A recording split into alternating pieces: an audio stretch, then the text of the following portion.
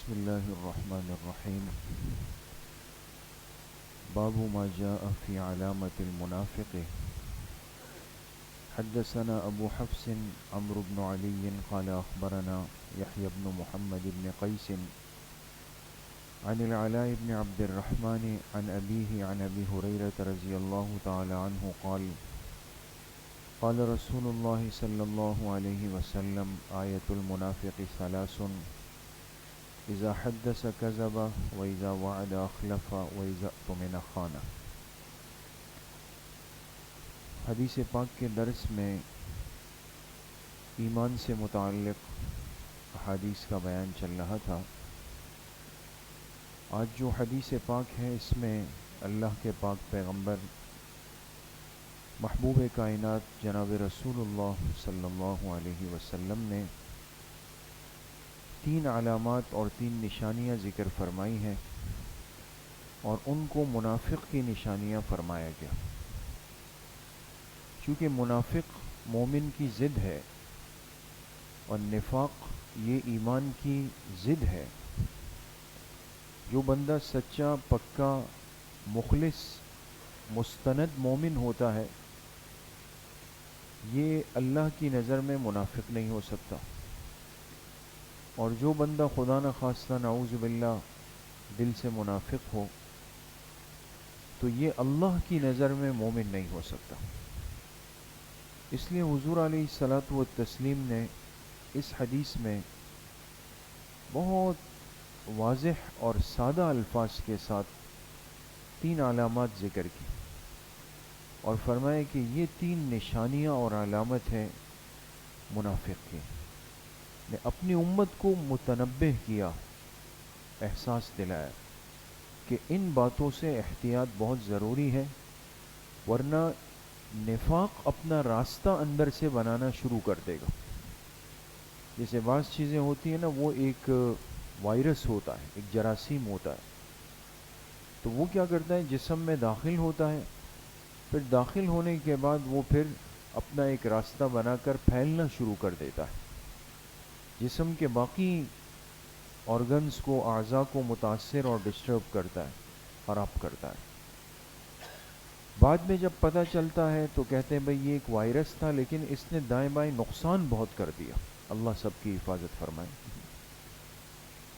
یہی معاملہ دوستو ہماری ایمانی زندگی کا ہے، روحانی زندگی کا ہے، کہ وہ باتیں جو احادیث مبارکہ میں آپ علیہ الصلاۃ والسلام نے ذکر کی، آج چونکہ ہم ان باتوں کو ہلکا لے لیتے ہیں کہ چلے بھئی یہ تو بار بار یہ باتیں ہوتی ہیں، سب کو پتہ ہے کہ یہ منافق کی علامتیں ہیں، ہلکا لیا. لیکن مبتلا ہم اس میں دن بدن زیادہ سے زیادہ ہو رہے ہیں. خود اس وائرس کی جگہ میں بیٹھ کر اس وائرس کو لینے پہ آمادہ ہے، تیار ہے.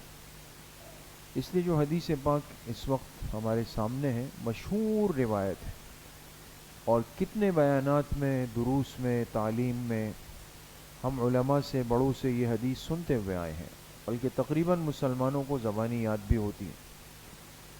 تو یہ روایت حضرت ابو ہریرہ رضی اللہ تعالی عنہ سے ہے کہ آپ علیہ الصلاۃ والسلام نے فرمایا منافق کی 3 نشانیاں ہیں. اذا حدث کذب، کہ جب بھی بات کرے تو جھوٹ بولے. واذا وعد اخلف، جب وعدہ کرے تو اس کے خلاف ورزی کرے. واذا اؤتمن خان، اور جب اس کے پاس کوئی امانت رکھوائی جائے، اس کو امانت دار بنایا جائے، خانہ، تو وہ اس میں خیانت کر لے.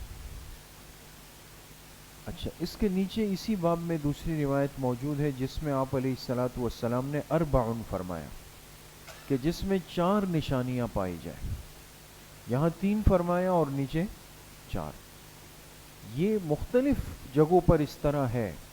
جیسے آپ نے پیچھے حدیث سنی کہ آپ علیہ السلام نے فرمایا ایمان کے 60 سے اوپر شعبے. پھر ایک روایت آئی اس میں فرمایا ایمان کے 70 سے اوپر شعبے. تو بعض دفعہ انسان کہتا ہے کہ بھئی یہ تو عدد الگ الگ ہے، اب 60 والے کو صحیح کہیں، 70 والے کو کہیں، 3 والے کو کہیں یا 4 والے کو کہیں، تو دونوں صحیح. کیوں؟ اس لیے کہ آپ علیہ الصلاۃ والسلام صاحب وحی پیغمبر ہے. بات سمجھ گئے؟ صاحب وحی پیغمبر، اور صاحب وحی پیغمبر اسی کو کہا جاتا ہے کہ کہ وحی کے ذریعے سے اس کے علم میں اضافہ ہوتا ہے. لہذا آپ کو ابتدائی وحی دی گئی تو پہلی وحی میں فرمایا گیا کہ بھئی ایمان کے 60 سے اوپر شعبے. پھر وحی آئی، آپ کو بتایا گیا کہ 70 سے اوپر شعبے. بات سمجھ گئے؟ اس کی ایک سادہ مثال ایسی ہے جیسے ایک آدمی تاجر ہوتا ہے، ایک سمجھانے کے لیے عرض کر رہا ہوں، اور وہ بھی اپنی دکان سے آیا ہے اور آپ ان سے پوچھیں یار ذرا جلدی بتائیں آپ کی جیب میں کتنے روپے ہوں گے. اس نے ایسے ہاتھ لگایا اور اپنے اندازے سے کہا بس تقریباً آپ سمجھے 7,500 روپے ہیں میرے پاس. کہا چلیں ٹھیک ہے پھر میں آپ سے بات کرتا ہوں. پھر بات آئی گئی ہو گئی. اب کل پھر عشاء کی نماز میں ملے اور پوچھا بھائی اچھا اب کتنے پیسے؟ اس نے کہا یار تقریباً 9,000 ہے. تو ہم یہ کہیں گے کہ یار کل 7.5 کہہ رہے تھے آج 9 کہہ رہے ہو، وہ بات صحیح ہے یا یہ صحیح؟ دونوں صحیح ہے. کل اس نے 7.5 کمائے تھے، وہ موجود تھے، آج 9 کما لیے. حضور علیہ الصلاۃ والسلام پر وحی کا سلسلہ چلتا رہا. آپ اور وحی کے ذریعے سے پیغمبر کا علم من جانب اللہ بڑھتا ہے. تو آپ علیہ الصلاۃ والسلام نے اس روایت میں فرمائے 3 علامتیں ہیں، پھر فرمائے 4 علامتیں ہیں، تو دونوں اپنی جگہ پر درست ہیں. جو چوتھی علامت اضافی ہے دوسری روایت میں ہے وہ ہے وَإِذَا خَاصَمَ فَجَرَ، کہ منافق کی ایک چوتھی علامت یہ ہے کہ جب بھی یہ کسی سے الجھ جائے تو یہ گالم گلوچ پہ اتر آئے گا. حالانکہ انسانی فطرت ہے، اس دنیا میں رہتے ہوئے غصہ ضرور آتا ہے، لیکن غصے میں انسان پاگل بن جائے یا تہذیب کے دائرے سے نکل جائے، بالکل انسانی اخلاق اور آداب کو چھوڑ دے، ترک کر دے، یہ ایمانی صفات نہیں ہے، یہ تو منافق کی علامات ہے. تو بہرحال میرے عزیزو دوستو بزرگوں یہ مشہور روایت ہے. اور ایک مسئلہ تو اس میں یہ سمجھنا چاہیے کہ آپ علیہ السلام نے ان 3 یا 4 باتوں کو منافق کی نشانی فرمایا. تو یہ سوال اور اشکال ذہن میں ضرور آتا ہے کہ پھر تو شاید ہی کوئی مومن اس دنیا میں بستا ہو، اس لیے کہ جھوٹ تو کسی نہ کسی درجے میں سب نے ہی بولا ہوگا، اور کہیں نہ کہیں تو وعدہ خلافی ہو ہی جاتی ہے کہ انسان کہتا ہے جی ٹھیک 10 بجے آپ کے پاس آؤں گا، پھر 10:15 پہنچ گیا. وعدہ خلافی تو وہاں بھی ہوئی. امانت میں خیانت کہیں نہ کہیں انسان سے کوتاہی آگے پیچھے ہو جاتا ہے. لڑائی جھگڑے میں گالم گلوچ تو ہو جاتی ہے. تو پھر تو سارا معاشرہ کیا منافق ہے؟ تو اس میں یاد رکھیں کہ چونکہ حدیث پاک کو محفوظ کرنے والے محدثین ہوتے ہیں، اور جنہوں نے حدیث کو لیا ہوتا ہے انہوں نے حدیث کو سمجھا بھی ہوتا ہے.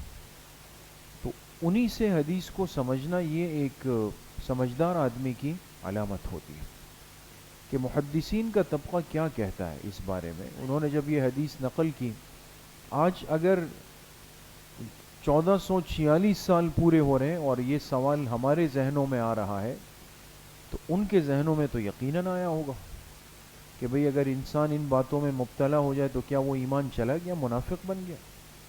اس لیے محدثین نے اس روایت کو نقل کر کے اس کی بڑی وضاحت کی ہے، بڑی تفصیلات اس کی ذکر فرمائی ہے. سب سے پہلی بات تو اس میں یہ سمجھ لینا چاہیے کہ یہ اشارہ ہے کہ نفاق عملی میں یہ بندہ مبتلا. دیکھیں ایک ہوتا ہے عقیدہ اور ایک ہوتا ہے عمل، دو الگ الگ چیزیں ہیں نا. ایک ہے عقیدہ، جیسے آپ سے کوئی بھی پوچھ لے کہ بھئی آپ کس دین سے تعلق رکھتے ہیں، تو آپ کیا کہیں گے؟ مسلمان. ہم اسلام سے بلونگ کرتے ہیں، ہم مسلمان ہیں. تو ایمان اسلام یہ ہمارا عقیدہ ہے. اس کے بعد پھر درجہ آتا ہے کہ جی آپ کے اس دین کے اندر بنیادی اعمال کون کون سے ہیں. آپ کہیں گے نماز ہے، زکوٰۃ ہے، روزہ ہے، حج ہے، جہاد ہے، دعوت ہے، صدقہ ہے، انفاق ہے، اعتکاف ہے، قربانی ہے. یہ ساری چیزیں اس کے اندر آ گئی. تو اعتقاد کا تعلق تو انسان کے ایمان سے ہوتا ہے، اور عمل کا تعلق جو ہوتا ہے یہ ایمان سے نہیں ہوتا دوستو، یہ ایمان کی ترقی سے ہوتا ہے. تو جو شخص ان گناہوں میں مبتلا ہو جائے، کون کون سے گناہ؟ کے جھوٹ بولتا ہے، وعدہ خلافی کرتا ہے، خیانت کرتا ہے، لڑائی میں گالم گلوچ کرتا ہے، تو آپ علیہ الصلوۃ والسلام نے فرمایا کہ یہ منافق کی علامت ہے. تو مقصد کیا ہوا کہ عقیدتاً منافق ہوا یا عملاً منافق ہوا؟ عملاً ہوا. اس نے کام منافقوں والا کیا، جو کام مسلمان کا نہیں ہے وہ اس نے کر دیا ہے یہاں پہ. باقی یہ کہ عقیدتاً یہ ایمان سے خارج نہیں کہا جائے گا اس کو. بات سمجھ میں آ گئی دوستو؟ دوسرا جواب اس کا دیا گیا بڑا خوبصورت محدثین نے. انہوں نے فرمایا کہ یہ آپ علیہ الصلوۃ والسلام نے اشارہ کیا کہ جو ان باتوں کا عادی ہو جائے، مومن سے یہ گناہ ہوں گے لیکن وہ مومن ان گناہوں کو اپنی عادت اور شناخت نہیں بنائے گا کہ بولتا ہے تو بس سوائے جھوٹ کے کچھ نکل ہی نہیں رہا ہے، کئی وعدہ کرے تو خلاف ورزی کے سوا کچھ ہو ہی نہیں رہا ہے. نہیں، جو چیز عادت کے اندر آ جائے دوستوں، مقصد یہ کہ یہ ایمانی صفات سے بالکل خالی ہو چکا ہے. تو مومن ان باتوں کا عادی نہیں ہے. ہاں کبھی کبھی اس گناہ میں مبتلا ہو جاتا ہے، پھر توبہ استغفار کر لیتا ہے، پھر معاف ہو جاتا ہے. تیسرا جواب اس کا یہ دیا گیا کہ یہ جو ارشاد فرمایا کہ یہ منافق کی علامات ہے، یہ زجر ہے، زجر و توبیخ ہے. یعنی جیسے کسی کو ڈرانے کے لیے، جیسے آپ بچے کو کہتے ہیں کہ اگر ہوم ورک آپ نے 10 بجے تک نہیں کیا پھر تمہارا ایک کان کاٹتا ہوں میں، تو کاٹ دیتے ہیں نا. ہاں تقریباً ساتھی خاموش ہے، میرے خیال کاٹ دیتے ہیں. جی، تو یہ تو ایک ڈرانا، ایک تنبیہ سختی ہوتی ہے نا، تاکہ یہ کیا کر لے، جلد از جلد یہ کام کر لے. اسی طریقے سے آپ علیہ الصلوۃ والسلام کی حیثیت تو امت کے لیے ایک مشفق ماں باپ کی طرح ہے. تو آپ نے امت کو متنبہ کرنے کے لیے کہ یہ باز آ جائے، ان گناہوں سے رک جائے، کنٹرول ہو جائے، کئی مقامات پر آپ نے ایسی تعبیر استعمال فرمائی کہ اگر تم نے یہ گناہ کیے تو سمجھ لو کہ پھر اپنے آپ کو میرا امتی نہیں کہنا کہ میرے امتی ہو. یہ باتیں تو پھر تمہیں نفاق کے اندر گرا دے گی. تو یہ ایک زجر ہے، توبیخ ہے، ایک ڈراوا ہے، احساس دلانا ہے کہ سامنے والا ان باتوں سے اپنے آپ کو محفوظ کر لے. دوسری بات میرے دوستوں بزرگوں یہ ہے کہ ان باتوں کو کفر کی علامات نہیں کہا، بلکہ کس کی کہا؟ نفاق کی، منافق کی. ایک کفر ہوتا ہے، ایک نفاق ہوتا ہے. اور چونکہ محرومی تو دونوں میں ہے، جو اگر خدا نخواستہ ایک بندہ کافر ہے یا خدا نخواستہ ایک بندہ منافق ہے تو دونوں ہی اللہ کی رحمت سے محروم ہیں. لیکن فرق یہ ہے کہ منافق کی محرومی انتہائی درجے کی، وہ انتہائی درجے کا ہے، گرا ہوا ہے. اسی لیے قرآن کریم میں اللہ رب العزت نے خود جو ارشاد فرمایا، ان المنافقین فی الدرک الاسفل من النار، کہ یہ منافق جہنم کے سب سے نچلے طبقے میں ہوگا، یعنی انتہائی درجے میں. حالانکہ ہم تو کفر کو شدید سمجھتے ہیں، تو کفر میں تو جہنم ہے، لیکن جہنم کے بھی درجات ذکر کیے گئے ہیں. تو فرمایا جو سب سے بدترین درجہ ہے، جو آخری درجہ ہے، وہ منافق کے حصے میں آ جائے گا. کیوں؟ اس لیے کہ اس ظالم نے کیا کیا، اپنے آپ کو ظاہری طور پہ تو مسلمانوں کی صف میں رکھا، دنیا کو یہی منظر پیش کیا کہ میں تمہارا ہوں، تو ہمارے ساتھ بیٹھا، ہمارے ساتھ نماز پڑھی، ہمارے ساتھ کھانا کھایا، ہمارے ساتھ چلا پھرا، مشوروں میں رہا، سب چیزیں کی. لیکن اندر کی دنیا تباہ تھی، دل کو کفر سے بھرا ہوا تھا، بغض سے بھرا ہوا تھا، اس کا نقصان بہت زیادہ ہوتا. تو اس لیے آپ علیہ الصلوۃ والسلام نے اپنی امت کا احساس کرتے ہوئے کہ یہ باز آ جائے ان گناہوں سے، ایک اسلامی معاشرے میں یہ گناہ رواج نہ پا جائے، اس لیے آپ نے جو تشبیہ دی تو کفر سے نہیں دی بلکہ نفاق سے دی، کہ بھئی یہ دل دماغ میں یہ بات رکھ لو کہ ان گناہوں میں اگر عادی ہو گئے، مبتلا ہو گئے، تو وہ انجام ہو سکتا ہے جو منافق کا ہو رہا. تو اس لیے بہت زیادہ ڈرنے کی اور احتیاط کی ضرورت ہے. انسان اپنی زبان کی حفاظت کرے اور جھوٹ سے اپنے آپ کو دور رکھے، باز رکھے. آج دیکھیں نا کتنا عام ہو گیا، تھوڑا سا ہمیں لگتا ہے کہ کام بنانا ہے تو بالکل جھٹ سے فٹ سے جھوٹ بول دیں گے، چلو بھائی کام بناؤ، راستہ بناؤ، جان چھڑاؤ، نکلو ابھی کسی طریقے سے. لہٰذا اگر پوچھ لیا کسی نے کہ بھئی ہاں بھئی اس طرح آپ نے کہا، جی جی جی بالکل میں نے تو اس طرح کیا تھا، میں تو وقت پہ بالکل آ چکا تھا، میں نے یہ کیا ہوا ہے، اور بالکل بھی نہیں کیا ہوا. اپنے اوپر اتنا ضبط اور کنٹرول بعض لوگ پا لیتے ہیں کہ چہرے کے تاثرات سے بھی پتہ نہیں چلتا کہ یہ جھوٹ بول رہا ہے. تو آج اس گناہ کو تو بہت ہلکا لیا جاتا ہے، بہت معمولی لیا جاتا ہے، اور ہم بہت دفعہ جھوٹ بول رہے ہوتے ہیں، اور جب کوئی پکڑ لیتا ہے کہتے ہیں میں مذاق کر رہا تھا آپ سے، کہتے ہیں نا میں تو آپ کے ساتھ مذاق کر رہا تھا. تو جھوٹ پر پردہ ڈال دیا مذاق کے عنوان سے، تو وہ گناہ ہی نہیں رہا اندر دوستوں. اس لیے سب اس کے اندر آج کتنی آسانی کے ساتھ مبتلا ہو جاتے ہیں. وعدہ خلافی کا گناہ بالکل عام ہے، اور اتنا عام ہے کہ اس کو ایک مہارت سمجھ لیا گیا ہے، اور اس کو ایک فنکاری سمجھ لیا گیا. اور باقاعدہ جو لوگ ہوتے ہیں وہ آپس میں کہتے ہیں بس میں نے اس کو گھما دیا، چونا لگا دیا، اس کو اندھیرے میں رکھ دیا، کام کر لیا. ہوں گے کہیں دوسرے سے کہیں گے کہ جی بالکل میں نے آپ کو ٹائم دیا نا، کل میں آپ کے پاس کھڑا ہوں گا، 10 بجیں گے اور میں آپ کے دروازے پر گھنٹی پر کھڑا ہوا ہوں گا. وہ 10 چھوڑیں 4 بج جاتے ہیں، جی کہاں پر ہے؟ بس جی وہ ڈاک خانے پہ ٹریفک میں پھنسا ہوا ہوں، 5 گھنٹے ہو گئے ٹریفک میں پھنسا ہوا ہوں. دوسری جگہ کام کر رہا ہوگا، وہاں کام لے لیا، وہاں تسلی سے کام کر رہا ہے، اور کہے گا کہ بس یہ ہو گیا. یا موبائل بچے کو پکڑا دیا کہ جی بول دیں ابو گھر پہ، ابو گھر پہ نہیں ہے، موبائل گھر پہ ہے، ابو نہیں ہے. یہ چیزیں مقصد ہے کہ ہم سب اس میں کسی نہ کسی درجے کے اندر مبتلا ہو جاتے ہیں. اگر کسی نے امانت رکھوا دی کہ بھئی یہ میری یہ چیز ہے، اس کو آپ تھوڑا سا ذرا سنبھال لیں، جی بالکل سنبھال لیں گے. وہ گلی سے ادھر ہوا، ایک راؤنڈ تو میں ذرا لگا لوں نا تھوڑا سا اس کو، تو پہلے اس پہ جو ہے نا اپنا ہاتھ صاف کیا.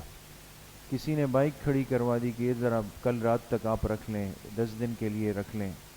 یا کسی نے کوئی اور چیز رکھ دی کہ بھئی اس کو ذرا محفوظ کر لیں، تو بس اس کو بھی اس میں بھی کوئی احتیاط نہیں رہی. آپ کو کسی نے کوئی تھیلی دی، آپ کو کسی نے کوئی لفافہ دیا، کسی کا کوئی لیٹر آیا. آج دیکھیں نا بعض لوگ بہت احتیاط بھی کرتے ہیں، پاک دامن اور تقویدار زندگی گزارتے ہیں، لیکن عموماً آپ دیکھیں کیا ہوتا ہے، کسی کی کوئی چیز ہاتھ آ گئی، کہیں نہ کہیں کونے قدرے سے چیک کرنے کی پوری کوشش ہوتی ہے اندر کیا ہے اس کے اندر. ارے بھائی پرائی چیز ہے، کیا کر رہے ہو یہ آپ؟ اس چیز کو ہم چیک کرنے کی کوشش کرتے ہیں. یا کوئی وضو کے لیے گیا، موبائل رکھ کے گیا، اور وہ بیچارہ اندر گیا، یہاں اس نے اٹھا لیا، اب اس کے میسیجز پڑھ رہا ہے، اس کے نمبر چیک کر رہا ہے، کیا ہوا ہے کیا ہے. کتنی غیر اخلاقی حرکت ہے. لیکن آج دیکھیں نا یہ چیزیں کتنی عام ہو گئی، ہم اس کو کچھ بھی نہیں سمجھتے کہ یہ میں کوئی غلط کر رہا ہوں. دوسرے کی چیز کو جو ہے اس طریقے سے خیانت کے ساتھ استعمال کر رہے ہوتے ہیں، اور پھر اپنے آپ کو بالکل صاف پاک دامن، متقی، پرہیزگار سب کچھ سمجھتے بھی ہیں. تو یہ معاشرتی کمزوریاں آج ہماری عادت اور مزاج کا حصہ بن رہی ہے دوست، اور بہت زیادہ فکر مند ہونے کی ضرورت ہے کہ ان معاشرتی کمزوریوں اور اخلاقی کمزوریوں پر مسلسل مذاکرہ ہو، باتیں ہوں، ایک تربیت ہو. ماں باپ بچوں کو سکھائیں جیسے پہلے ہوتا تھا کہ بیٹا یہ چیز غلط ہے. دیکھیں نا پہلے آپ خود اگر تھوڑا پیچھے چلے جائیں اپنے بچپن میں، یہ آپ سمجھیں 30-25 سال میں کچھ بہت ہی الٹا سیدھا ہو گیا. ورنہ اس سے پہلے تصور نہیں تھا کہ بچے اتنے دھڑلے سے جھوٹ بول دیں. وہ کہتے رہے بھئی آپ کی زبان جل جائے گی اگر آپ جھوٹ بولیں گے، اگر آپ نے ایسا کیا تو یہ ہو جائے گا. وہ بچہ ڈر جاتا تھا، بھئی واقعی یہ تو صبح میں اٹھوں گا ایسا نہ ہو کہ زبان ہی غائب ہو یا زبان کام نہیں کر رہی ہو. یہ ایک وہ ڈراوے ہوتے تھے جس سے بچوں کی اخلاقی تربیت. تو اب ماں باپ ان کے سامنے بیٹھ کے خود جھوٹ بول رہے ہوتے ہیں. ہم بچوں کو سامنے بٹھا کر خاندان والوں کی برائیاں کر رہے ہوتے ہیں، پڑوسیوں کی برائیاں کر رہے ہوتے ہیں، سب ان کے سامنے ہو رہا ہوتا ہے. تو اب وہ بچوں کی تربیت ہو رہی ہے، ذہن خراب ہو رہا ہے، ان کو خراب ہو جاتا ہے ان کو.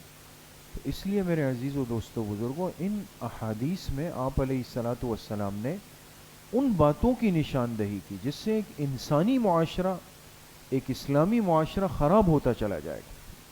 پھر ہم کیا کریں گے؟ ہم گلہ کریں گے، ہم کہیں گے یار بس آج سب ٹیڑھے جا رہے ہیں، سب غلط جا رہے ہیں، سب الٹا سیدھا ہو رہا ہے، ہم بھی اس کا حصہ ہیں۔ اللہ کریم مجھے بھی آپ سب کو صحیح عمل کی توفیق نصیب فرمائے۔ الحمد للہ رب العالمین والصلاة والسلام علی سید الانبیاء والمرسلین۔